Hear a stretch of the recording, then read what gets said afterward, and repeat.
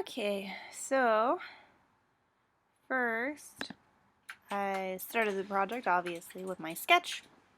My goal is to incorporate hand-drawn things into photos, and I didn't want to leave it with simply like an outline and then color it with photos. I wanted to make this as hard as possible. So this will be my first experiment, an attempt to combine two environments. So of course I have my drawings, flatten all my, or merge all my layers, and then I separated the two fairies onto their own layers and placed them carefully onto the background. It took a couple attempts to get her in the right spot, and I wanted to see how masking would do. So I'm actually using a mask to pull through the photo from underneath.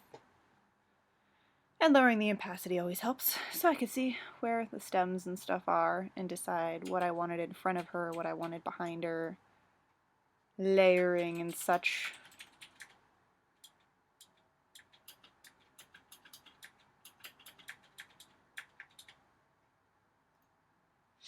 The wings I ended up fixing later. And little boy, of course, I wanted him to seem a little more not buried, hidden in there, depth,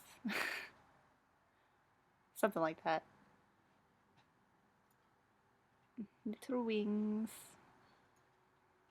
Alright, so I added like 4 different pictures of mushrooms into the background and used curves to adjust basic coloring. I tend to like to stick to very similar shadows, so most of my shading tends to be blues and purples. Yeah. I used a lot of masking. There's like 4 layers of masks in there. More purple is... that's easily seen later, but... And changing the sky from day to night. Didn't expect... I didn't configure layering how I had hoped, but it's pretty neat because I like improvising. So I go through and do this like, 20 times. More masking and layer changes.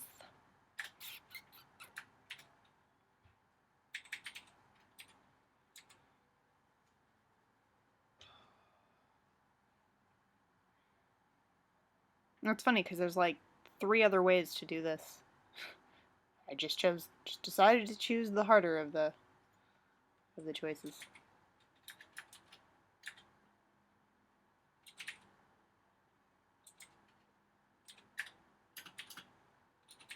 And the sky I pulled over as a whole layer just to give it more of a consistent kind of feel to it. Messed with the layer filter a million times. And it just kind of brings it together a little bit, rather than looking like several images shoved into one. And I mess with my colors a little bit more. And I definitely, my goal was to make the image pretty dark. So as I go, it just gets darker and darker. But colors stay pretty consistent.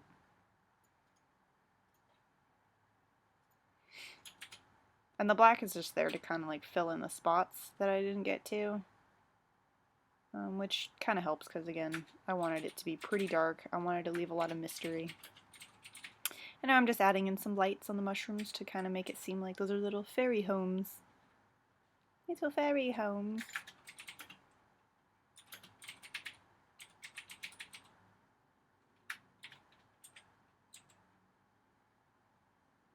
Well, bam.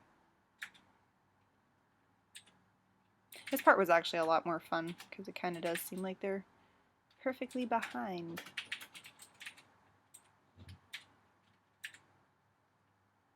I couldn't decide on the color. Decided I like light yellow. More clippings. I wanted to give them more highlights to make it seem like the light was coming from behind them, which kind of gives a more magical feel. And then I had noticed all the little spots from the sky layer that I put over everything, and that gets removed. So now they're just kind of coming to life.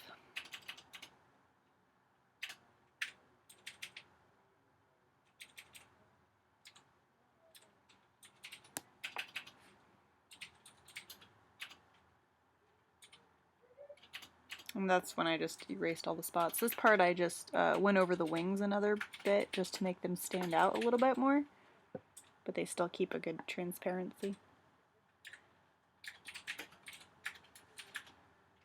And reorganizing my layers, making sure I like everything. And then I start flattening everything. I tend to do layer merges one by one also, instead of merging all visible layers that I've always have, I don't know, you forget something, turn something off and you don't notice it, and then later you notice it, you can't go back if you don't have your history channels. It just saves me a lot of the effort just doing it one by one, even if it's a little bit longer. More highlights. I had decided the original highlights from just erasing shadow wasn't really vibrant enough for me, and sticking to the same color as the light source tends to bring it out a little bit more. And then I just mess with the overall layers and overall color and flatten everything out. Put my little Siggy, and it looks good, and I'm happy.